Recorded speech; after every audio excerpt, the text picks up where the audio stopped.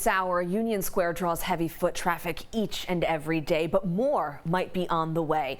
This as the group ConfrontART connects artists to social justice, unveiling a thought-provoking installation of familiar faces that have made headlines throughout 2020.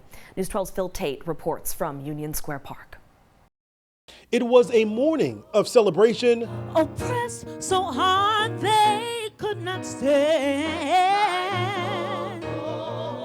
Rooted in deep personal pain. Compassion cannot be kept. It is give and take.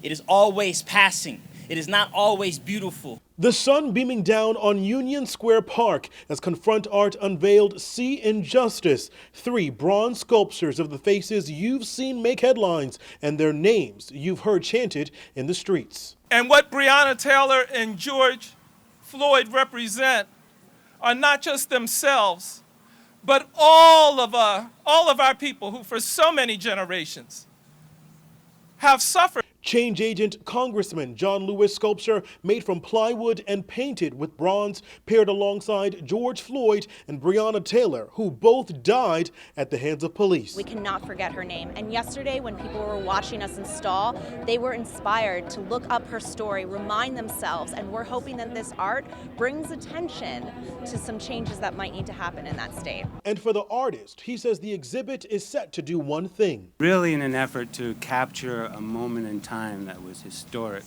and significant. Now, ConfrontART tells me that this conversation starter was inspired by the events of 2020. And for one person, the brother of George Floyd, well, he's asking everyone to do one thing.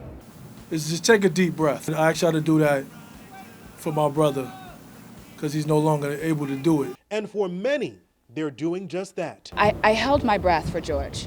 I held my breath for John Lewis. And I held my breath for Breonna, and then I let it out. Many empowered today to get in good trouble, as the late congressman once said, ringing the alarm,